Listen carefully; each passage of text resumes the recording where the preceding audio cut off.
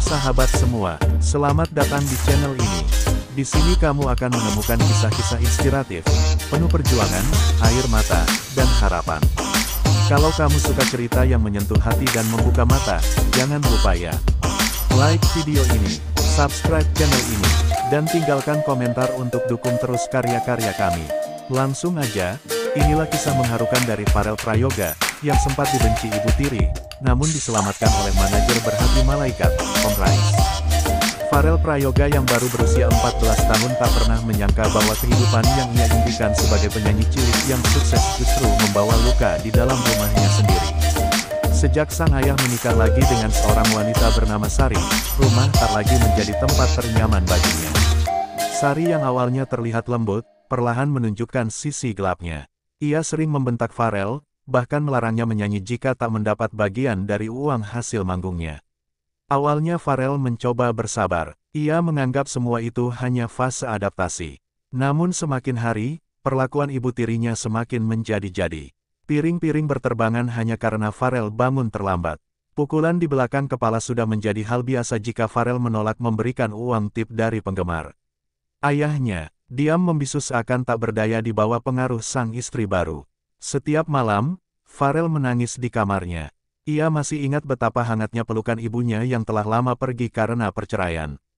Tidak ada lagi perempuan yang memeluknya sebelum tidur atau membisikkan doa di telinganya. Yang ada kini hanya suara teriakan ibu tiri dan langkah kaki berat ayah yang sudah seperti boneka hidup. Namun meski hatinya remuk, Farel tak berhenti menyanyi.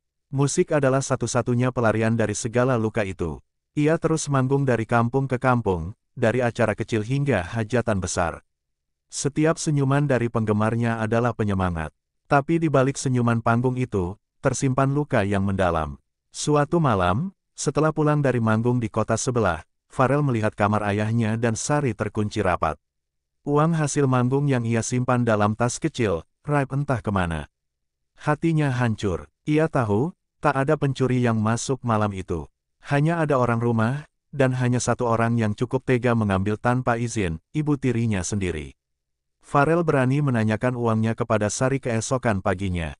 Namun yang ia terima bukan jawaban, melainkan tamparan keras dan hinaan. Kamu tinggal di rumah ini, makan gratis, sekolah gratis, masih juga perhitungan. Dasar anak tak tahu diri, teriak Sari di depan para tetangga yang melintas. Sejak kejadian itu, Farel mulai berpikir untuk kabur dari rumah. Ia tidak ingin hidup dengan seseorang yang membencinya. Tapi kemana harus pergi? Ia masih terlalu muda, dan dunia luar terlalu kejam. Ia hanya memiliki satu nama yang terus terlintas di kepalanya, Om Rais. Om Rais adalah manajer yang sudah lama mendampingi Farel sejak ia mulai dikenal di media sosial. Lelaki parubaya itu dikenal sabar, bijak, dan sangat menyayangi Farel layaknya anak sendiri. Tapi selama ini Farel tak pernah menceritakan penderitaannya di rumah. Ia takut merepotkan. Namun malam itu, Farel nekat. Ia mengirim pesan suara ke Om Rais, suaranya bergetar menahan tangis. Om, aku nggak kuat tinggal di rumah ini. Aku capek dihina terus, ditampar, diambil uangku. Kalau boleh, aku mau tinggal sama Om aja. Pesan itu dikirimkan, dan Farel menunggu dengan jantung berdebar. Tak lama kemudian, telepon berdering. Om Rais langsung menelpon balik. Farel, kamu di mana sekarang? Tunggu Om akan datang besok pagi. Kamu nggak sendiri, nak. Om selalu ada buat kamu. Suara itu mengalirkan kehangatan yang sudah lama tak Farel rasakan. Untuk pertama kalinya, Farel merasa ada harapan. Ia tidak sendiri, masih ada orang yang peduli, yang benar-benar tulus. Ia menatap langit malam dari jendela kamarnya, lalu menutup matanya dengan senyum tipis. Besok, semuanya akan berubah, bisiknya pelan. Sementara itu, di kamar sebelah, Sari sudah tertidur dengan damai setelah menghitung uang hasil manggung Farel. Tak ada rasa bersalah di wajahnya. Ia bahkan sudah merencanakan bagaimana mengatur jadwal Farel selanjutnya, bukan untuk kebahagiaan Farel, tapi demi kantong pribadinya. Keesokan paginya, Farel berkemas diam-diam. Ia hanya membawa ransel kecil berisi baju, piala lomba menyanyi, dan fotonya bersama almarhum ibunya. Ia tidak meninggalkan sepatah pesan pun. Yang ia tinggalkan hanyalah ruang kosong, dan masa lalu yang kelam. Di luar rumah, sebuah mobil hitam berhenti perlahan. Dari dalamnya keluar seorang pria berkemeja putih dengan wajah penuh kekhawatiran. Om Rais telah datang. Ia membuka pintu belakang mobil dan menyambut Farel dengan pelukan hangat. Ayo, kita mulai hidup yang baru, bisiknya. Mereka pun melaju meninggalkan rumah itu. Di dalam mobil, Farel hanya diam sambil memandangi kaca jendela. Tangisnya pecah, bukan karena sedih, tapi karena akhirnya ia merasa bebas. Bebas dari benci, bebas dari kekerasan, bebas dari rumah yang seharusnya menjadi tempat berlindung. Om Rais menoleh ke arah Farel dan mengusap rambutnya. Mulai sekarang, kamu gak perlu takut lagi. Kamu punya keluarga baru, kamu punya aku, katanya. Dan sejak saat itu, hidup Farel benar-benar berubah. Setibanya di rumah Om Rais yang berada di pinggiran kota, Farel langsung disambut kehangatan yang berbeda. Rumah itu tidak mewah, namun terasa nyaman dan penuh kasih. Istri Om Rais, Tante Nita, langsung menyambut Farel dengan pelukan hangat. Mulai sekarang kamu anggap ini rumahmu, ya, ucapnya tulus. Farel sempat merasa canggung, tapi tatapan lembut Tante Nita membuat hatinya tenang.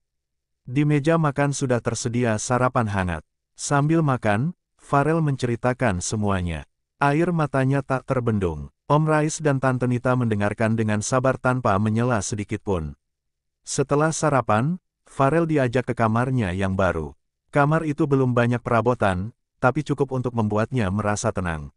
Ada ranjang kecil, meja belajar, dan jendela besar yang menghadap ke taman belakang. Kalau kamu mau ganti warna cat atau tambah apa-apa, bilang aja ya, kata Om Rais. Hari-hari awal di rumah baru begitu menyembuhkan. Farel mulai kembali tersenyum. Ia kembali latihan vokal, menulis lagu, dan bahkan belajar main gitar dengan Om Rais. Aktivitas itu membantunya menghapus bayang-bayang masa lalu. Om Rais, yang selama ini hanya mengatur jadwal manggung Farel, kini turun langsung menjadi sosok ayah baginya. Ia menemani Farel belajar, menyiapkan makanan, bahkan mencuci baju bersama. Hubungan mereka makin erat, layaknya ayah dan anak kandung. Sementara itu, Sari mulai resah. Sudah seminggu Farel tak pulang. Semua pesan dan panggilannya tidak dijawab. Uang hasil manggung Farel yang biasanya ia nikmati, mulai mengering. Ia pun mendatangi rumah tetangga, mencari tahu di mana keberadaan anak tirinya itu. Kabar kepergian Farel cepat menyebar. Banyak yang merasa iba, dan tak sedikit yang menyalahkan Sari. Anak itu baik, suaranya bagus, selalu sopan. Tapi kamu sendiri yang usir dia secara halus, kata Bu Rini, tetangga sebelah. Sari pun mulai panik. Di sisi lain, Om Rais mulai mengatur ulang karir Farel. Ia tidak langsung mengajak Farel kembali manggung, tapi lebih fokus memulihkan mentalnya. Ia membawa Farel ke psikolog anak untuk terapi. Ia juga mempertemukannya dengan anak-anak penyanyi muda lainnya agar Farel merasa tidak sendiri. Farel pun perlahan pulih. Ia mulai aktif kembali di media sosial, menyapa penggemar, membagikan video, cover, dan membalas komentar dengan senyum. Wajahnya mulai bersinar, berbeda jauh dari beberapa minggu lalu yang murung dan penuh luka. Suatu malam, Farel duduk bersama Om Rais di teras belakang. Om, makasih ya, kalau bukan karena Om, mungkin aku masih terkurung di sana, ucap Farel lirih. Om Rais tersenyum dan menjawab, tugas Om cuma satu, bikin kamu bahagia. Mereka berdua tertawa kecil. Sejak hari itu, hubungan mereka makin solid. Banyak orang mulai mengira Farel memang anak kandung Om Rais.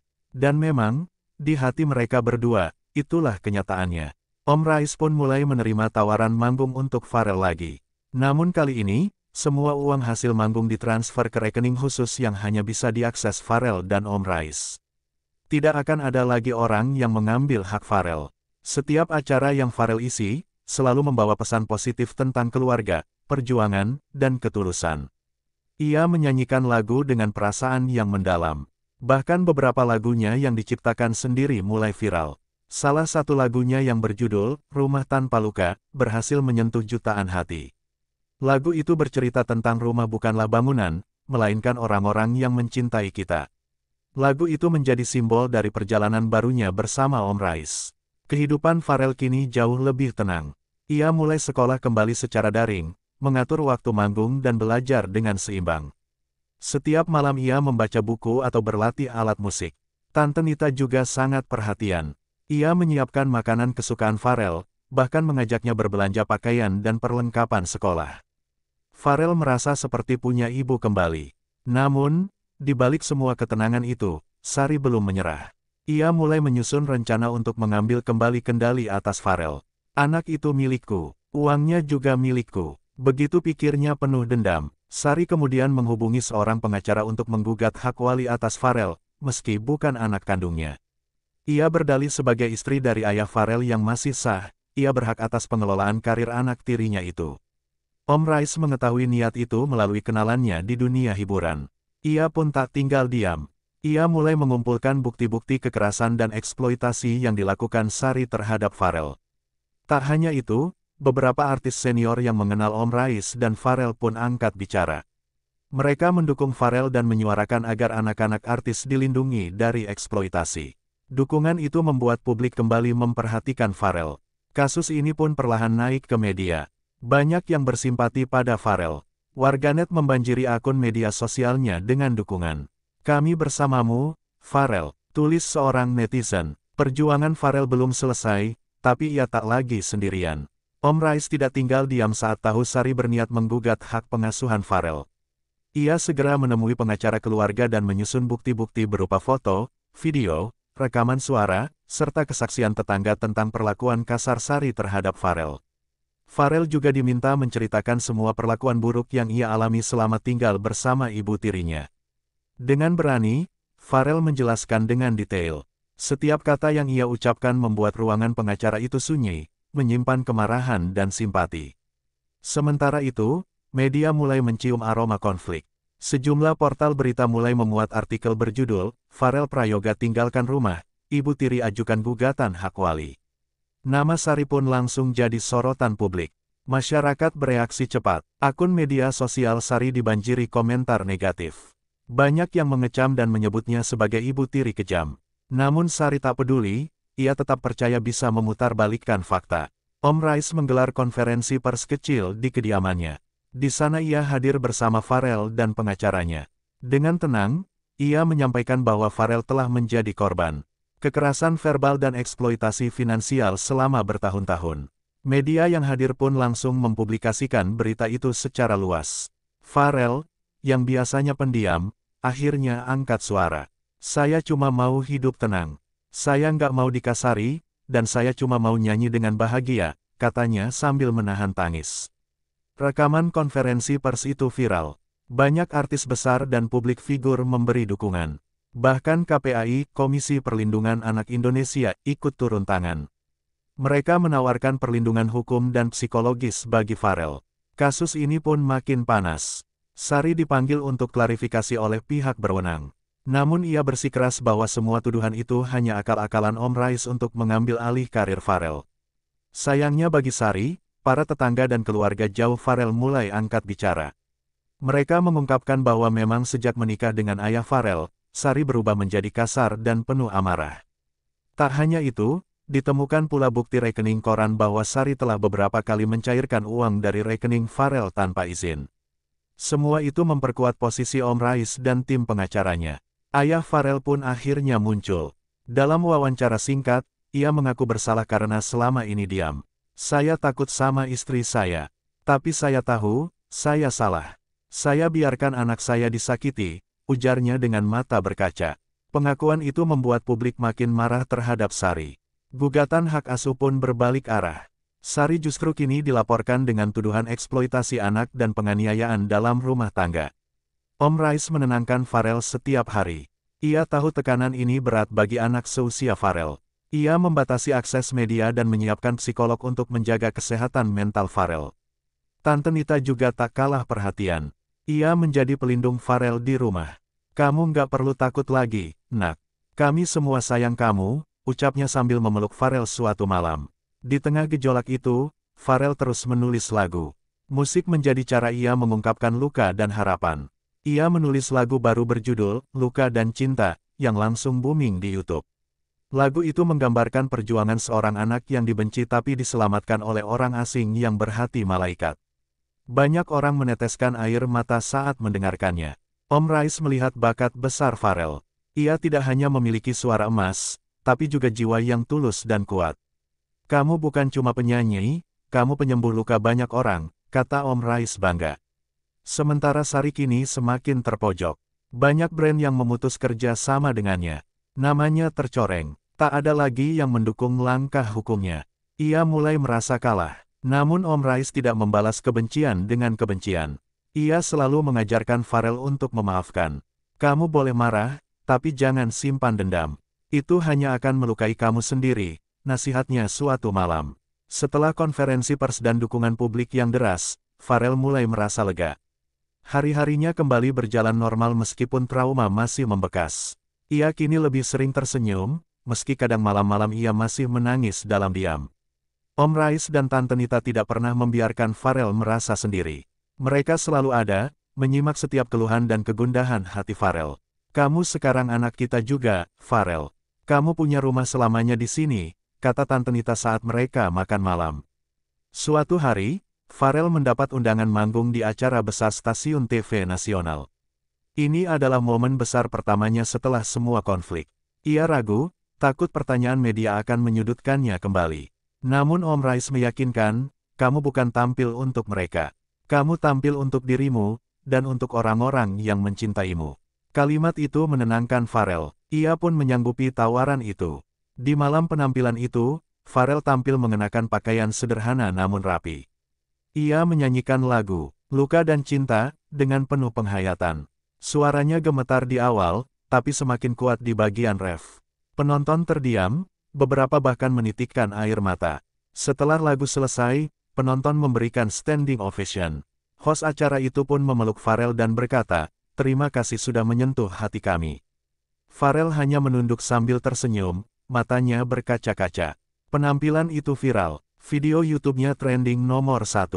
Lagu itu masuk tangga lagu digital dan mengangkat nama Farel lebih tinggi dari sebelumnya. Namun yang terpenting, ia kembali menemukan kebahagiaan dalam bernyanyi. Sementara itu, Sari mulai diproses secara hukum. Ia dipanggil untuk dimintai keterangan. Banyak bukti yang memberatkannya, terutama dari laporan tetangga dan pengakuan Farel sendiri. Namun meski sedang bermasalah, Sari justru tetap menyalahkan Farel. Dalam sebuah wawancara ia menyebut, Farel itu anak keras kepala. Kalau nurut, saya nggak bakal marah. Komentar itu justru membuat publik makin geram. Farel tidak menanggapi. Ia memilih diam dan fokus pada karir serta sekolahnya. Ia belajar lebih giat karena ingin kelak bisa menjadi orang sukses yang membantu anak-anak terlantar seperti dirinya dulu. Om Rais pun membuat rencana baru. Ia ingin membentuk yayasan kecil untuk anak-anak korban kekerasan keluarga. Kamu mau bantu Om nanti? Tanya Om Rais. Farel langsung mengangguk penuh semangat. Hari demi hari, Farel makin dikenal sebagai penyanyi berbakat dan inspiratif. Ia diundang di banyak talk show, bukan hanya karena suaranya, tapi juga kisah hidupnya yang menyentuh. Di salah satu acara televisi, Farel diminta memberikan pesan untuk anak-anak yang bernasib seperti dirinya. Ia berkata, jangan takut untuk bicara. Kalau kamu disakiti, jangan simpan sendiri. Selalu ada orang baik di luar sana yang bisa menolong. Ucapan itu menjadi kutipan yang ramai dibagikan di media sosial. Banyak orang dewasa yang merasa tersentuh dan mulai lebih peka terhadap anak-anak di sekitarnya. Farel telah menjadi simbol keberanian. Tante Nita semakin bangga padanya. Ia mulai menganggap Farel seperti anak kandungnya sendiri. Bahkan di sekolah, Farel mulai punya teman-teman baru yang benar-benar menghargainya. Namun masa lalu tidak bisa sepenuhnya dilupakan. Suatu malam, Farel mimpi buruk tentang Sari mengejarnya dengan sabuk. Ia terbangun dengan keringat dingin. Om Rais menenangkannya. Kamu aman sekarang. Sudah nggak ada siapa-siapa yang bisa sakiti kamu lagi. Farel memeluk Om Rais erat. Dalam hatinya, ia tahu bahwa ia telah menemukan keluarga sejati. Bukan karena darah, tapi karena kasih sayang dan pengorbanan. Setelah penampilan viralnya, Farel diundang manggung di berbagai kota besar. Namun Om Rais sangat selektif dalam memilih undangan. Ia tidak ingin Farel lelah atau tertekan. Setiap panggung, Farel membawakan lagu dengan hati. Ia sering mengubah sedikit lirik untuk menyampaikan pesan harapan. Salah satu konser yang paling menyentuh adalah ketika ia menyanyikan lagu, Peluk Aku, Dunia, di depan anak-anak panti asuhan. Anak-anak itu menangis bahagia melihat Farel. Mereka merasa terwakili. Farel pun berjanji akan mengajak mereka main ke rumahnya suatu saat. Om Rais pun menyetujui dengan senyum hangat. Nama Pharrell pun kembali masuk nominasi penghargaan penyanyi cilik inspiratif. Ia diundang ke acara malam penghargaan yang dihadiri banyak tokoh besar. Saat namanya diumumkan sebagai pemenang, Pharrell tak bisa berkata apa-apa. Di atas panggung, ia hanya berkata, "Terima kasih Om Rais dan Tante Nita. Kalau bukan karena kalian, saya mungkin sudah hilang dari dunia ini." Semua penonton berdiri dan bertepuk tangan. Momen itu diabadikan banyak media. Pharrell dinobatkan sebagai simbol kekuatan anak-anak yang terabaikan. Bahkan beberapa menteri dan pejabat ikut memberikan apresiasi. Namun di balik panggung, Pharrell tetap rendah hati. Ia masih rajin membantu di dapur, membersihkan rumah, dan belajar dengan giat. Ia tidak ingin sombong hanya karena sudah terkenal. Sementara itu, Sari sudah mulai merasakan konsekuensi perbuatannya. Proses hukum berjalan, dan ia dikenai hukuman percobaan serta diwajibkan mengikuti terapi kemarahan dan pelatihan orang tua. Ayah Pharrell, yang kini mulai aktif kembali, mencoba meminta maaf. Ia menemui Pharrell secara baik-baik di rumah Om Rais. Pharrell menerima kedatangannya, namun ia masih menjaga jarak. "Aku maafin, tapi aku belum bisa dekat lagi, ya," katanya. Ayahnya mengerti. Ia berjanji akan memperbaiki diri dan menebus semua kesalahan. Pharrell hanya berharap, ayahnya benar-benar berubah dan tidak lagi membiarkan orang lain menyakiti anaknya. Hubungan itu membaik perlahan. Pharrell pun belajar bahwa memaafkan adalah langkah penting menuju kedamaian hati. Ia tak ingin hidup dalam dendam selamanya. Karir Pharrell terus melesat. Ia mulai menulis lagu sendiri dan merilis mini album. Albumnya sukses besar dan didistribusikan secara nasional. Bahkan beberapa label internasional mulai meliriknya. Namun Om Rais tetap menjaga Pharrell agar tidak terjebak dalam industri yang kejam. "Kita tetap jaga keaslian kamu, ya. Jangan sampai kamu kehilangan hati demi popularitas," pesan Om Rais.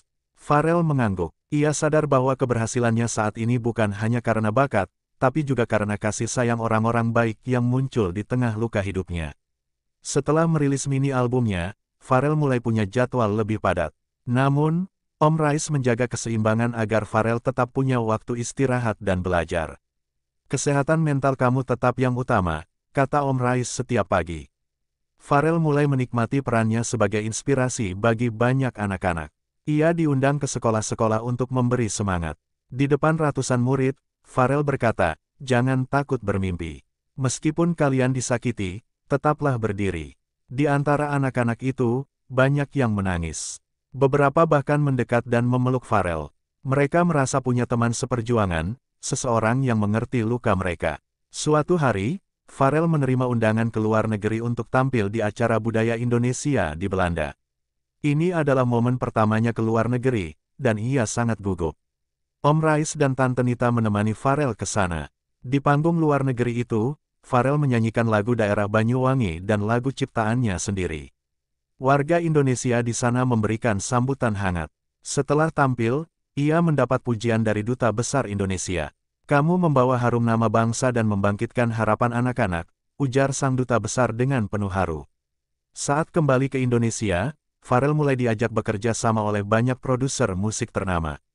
Tapi Om Rais tetap selektif.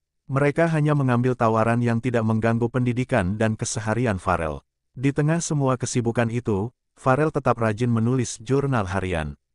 Ia menuliskan mimpinya ingin membuat sekolah musik gratis untuk anak-anak yang tak mampu. "Aku ingin semua anak bisa menyanyi walaupun mereka miskin," tulisnya. Om Rais membacanya diam-diam dan terharu. Ia mulai menyusun rencana yayasan bersama teman-teman dermawan. Nama yayasannya, Yayasan Suara Hati Pharrell. Yayasan itu mulai dibangun perlahan. Ada studio kecil, ruang belajar, dan pelatih vokal yang sukarela melatih anak-anak. Pharrell sendiri turun langsung jadi mentor. Ia mengajari teknik dasar vokal sambil bermain. Anak-anak yang tergabung dalam yayasan itu berasal dari latar belakang penuh luka. Tapi kehadiran Pharrell memberi mereka semangat. "Kak Pharrell bukan cuma idola, tapi kakak buat kami semua," kata seorang peserta. Di sela jadwal padatnya, Pharrell tetap tidak melupakan ibunya yang dulu meninggalkannya. Ia sering berdoa dan menatap foto mereka berdua. "Ibu, lihat anakmu sekarang sudah kuat," bisiknya setiap malam. Om Rais tahu, walau Pharrell tersenyum di depan publik, di hatinya masih ada ruang kosong yang belum bisa terisi. Tapi ia yakin waktu akan menyembuhkan semuanya. Sementara itu, Sari makin terisolasi. Tak ada pekerjaan yang mau menerimanya karena reputasinya rusak. Ia tinggal sendirian, hidup dari sisa-sisa tabungan. Namun ia belum benar-benar menyesal. Beberapa kali ia mengirim pesan ke Farel, memohon maaf. Namun Farel belum bisa membalas. Maaf itu bukan hal yang mudah buatku, Bu, tulis Farel dalam jurnalnya.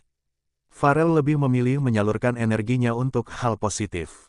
Ia melatih anak-anak dengan sabar, menyumbang alat musik, dan ikut merancang kurikulum seni untuk anak-anak jalanan. Kini, Farel bukan sekadar penyanyi. Ia sudah jadi penggerak. Suaranya bukan cuma emas, tapi juga suara hati bagi ribuan anak yang merasa dilupakan. Om Rais memandang Farel dengan penuh bangga. Anak ini sudah lebih dari sekadar artis. Ia pejuang kecil yang besar hati, gumamnya pelan suatu malam sambil menatap Farel mengajar. Di balik semua pencapaian itu, Farel mulai merasakan tekanan yang baru. Ia kini menjadi sorotan, dan setiap tindakannya diperhatikan publik. Satu langkah salah bisa jadi bumerang besar. Om Rais melihat itu dan mulai membatasi penampilan Farel. Kita nggak mau kamu tumbuh jadi boneka media. Kamu tetap anak-anak, katanya tegas. Farel sempat marah. Ia merasa dikekang, padahal ia hanya ingin terus berkarya. Namun setelah beberapa hari berpikir, ia menyadari bahwa semua itu demi kebaikannya. Ia pun merenung dan menulis lagu baru berjudul, Kendalikan Aku. Lagu itu menceritakan tentang betapa sulitnya tumbuh di tengah ekspektasi orang lain, tapi tetap ingin menjadi diri sendiri. Lagu itu mendapat sambutan hangat. Banyak remaja merasa lagu itu mewakili mereka. Farel kembali jadi pembicaraan publik, bukan karena kontroversi, tapi karena kedalaman liriknya. Di rumah, Farel mulai terbuka lagi dengan ayah kandungnya. Mereka kadang bertemu untuk makan atau salat Jumat bersama. Walau masih canggung, hubungan itu mulai membaik. Ayahnya kini tinggal sendiri, setelah resmi bercerai dari Sari. Ia pun mulai aktif di komunitas dan sesekali membantu yayasan Farel. Biar saya bisa tebus dosa saya, Rel, ucapnya lirih. Sementara itu, Sari benar-benar hidup dalam penyesalan. Ia tertangkap kamera menangis di pasar, mengatakan bahwa ia kehilangan segalanya. Tapi masyarakat belum bisa memaafkannya. Om Rais tidak membiarkan hal itu mengganggu Farel. Ia menjaga agar segala berita buruk tidak sampai ke telinga anak itu. Biar Farel fokus ke masa depan, bukan masa lalu, tekadnya. Tante Nita juga mulai menulis buku tentang kisah Farel. Judulnya, Di Balik Suara Anak Surga. Buku itu mengisahkan perjuangan Farel dari rumah penuh kekerasan hingga ke panggung dunia. Saat peluncuran buku, Farel membaca bab pertama dan menangis. Aku nggak tahu semua orang mencintaiku sebanyak ini, ucapnya haru. Acara itu disiarkan langsung dan viral. Farel mulai diundang jadi pembicara muda di forum anak-anak. Ia dianggap sebagai perwakilan generasi baru yang berani bersuara dan mengubah nasib. Ia berkata di depan ribuan orang, kita semua pernah terluka.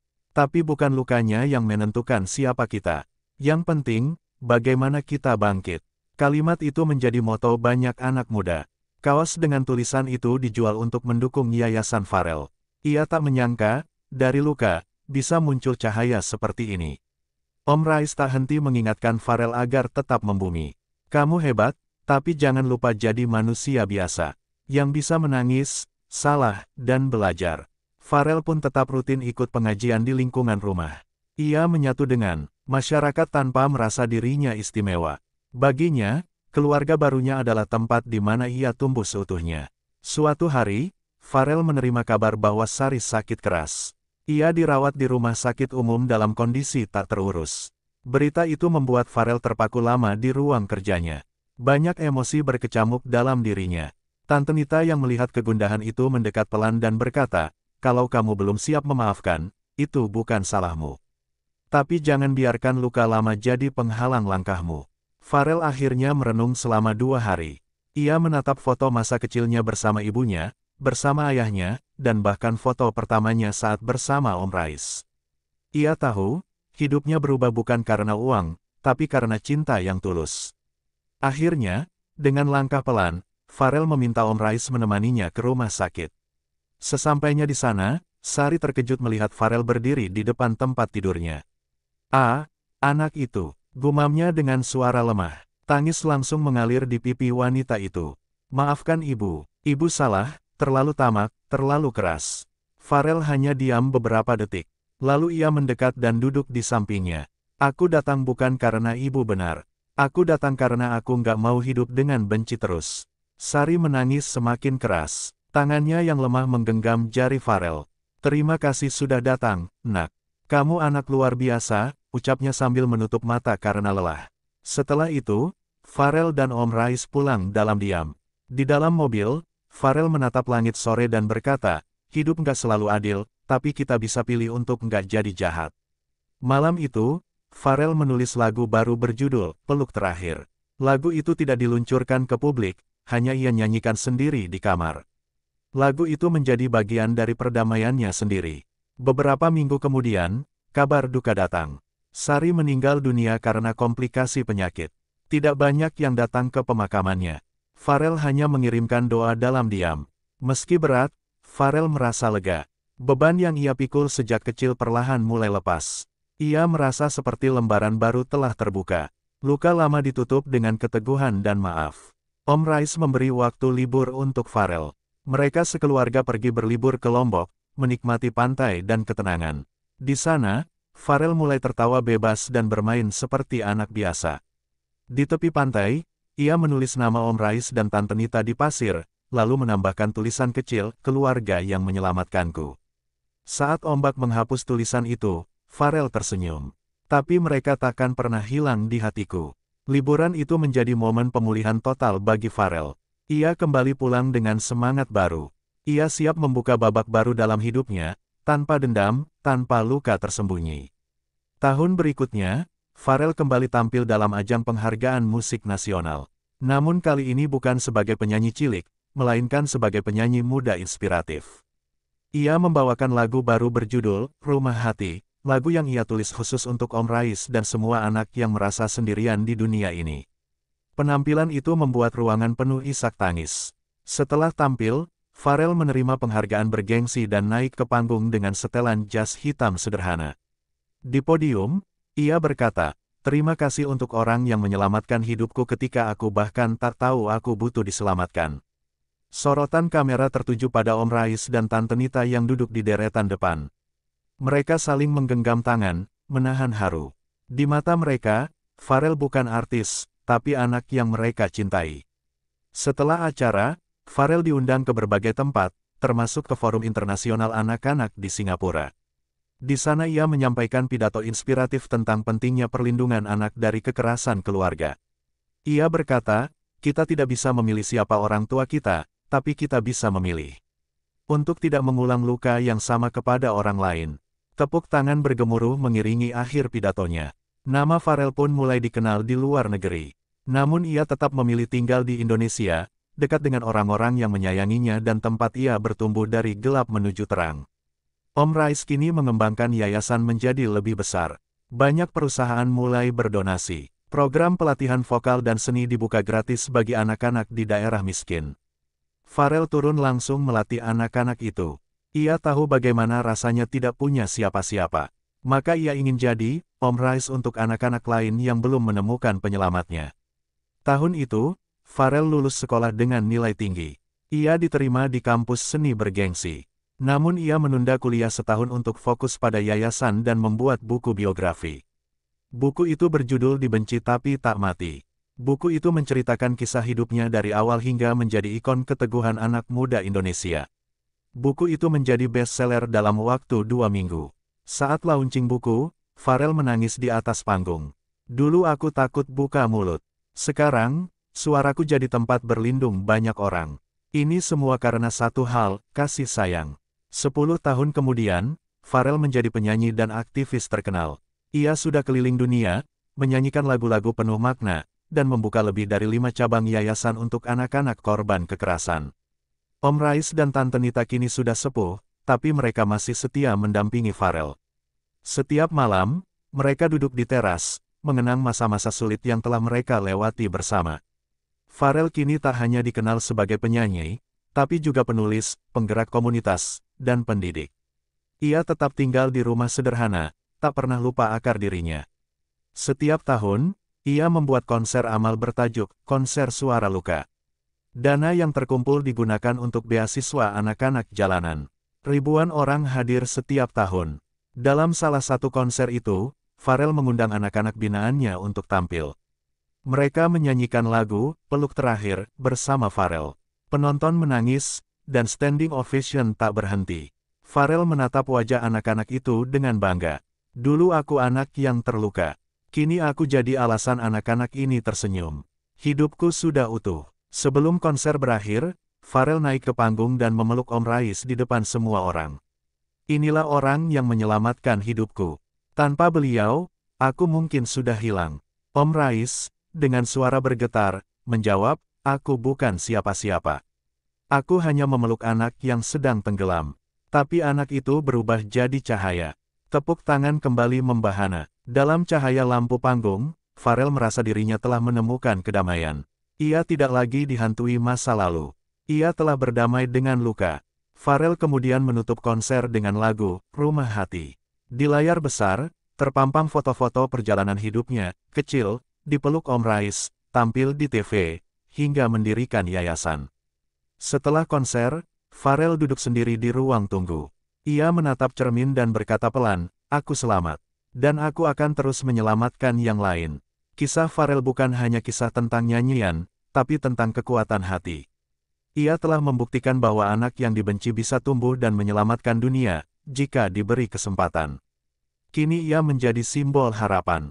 Bukan karena popularitas, tapi karena keberanian untuk bangkit, dan ketulusan orang-orang seperti Om Rais yang mau melihat lebih dalam dari sekadar suara. Dalam buku harian terakhirnya, Pharrell menulis, luka mengajariku bernyanyi. Tapi kasih sayang membuatku menyanyikan lagu yang menyelamatkan orang lain.